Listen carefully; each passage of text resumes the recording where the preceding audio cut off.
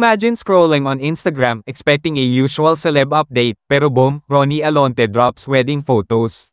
Hindi engagement, hindi teaser, kasal na agad, mga ka-online, hindi ito drill. Loisa Andalio and Ronnie Alonte are officially married, and nobody saw it coming. At syempre, dahil ito ay Loynie, puno ng history, puno ng emosyon, at puno ng surprises, so sit tight because today, we're diving into their intimate secret wedding. The proposal story fans didn't expect.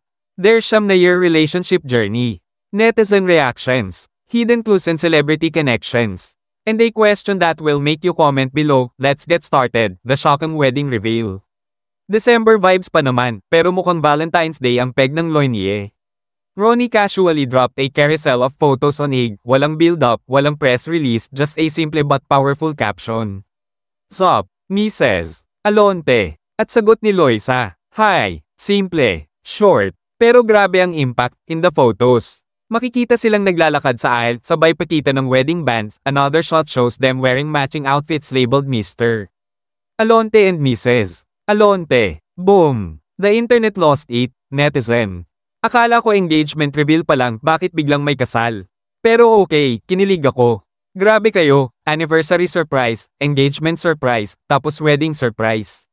Winner. The proposal story. Here's the twist. The wedding came just one day after their proposal vlog dropped. In the vlog, Ronnie showed how he prepared Loisa's dream oval ring with special engravings. Then came the kilig proposal moment. Ronnie, nanginginig pa, said, "Bae, ang hirap kaya sinulat ko na lang sa screen. Gusto ko marinig ang yes mo, deserve mo ito. I love you. Will you marry me?" Loisa, holding back tears. Yes, simple, emotional, perfect. The ring clues, fans already know. Last week, Loisa posted a cute photo with their dog, Mike, pero ang fans? Hindi sa aso nakatingin, they zoomed in and saw a sparkling diamond ring. Speculation started.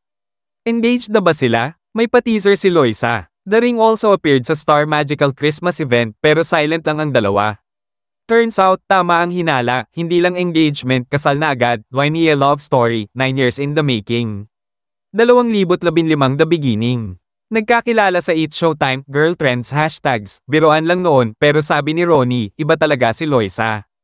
2016-2018 on Screen Magic. Projects, movies, teleseries, dito nabuo ang solid Loynie Nation, 2019 na The Storm.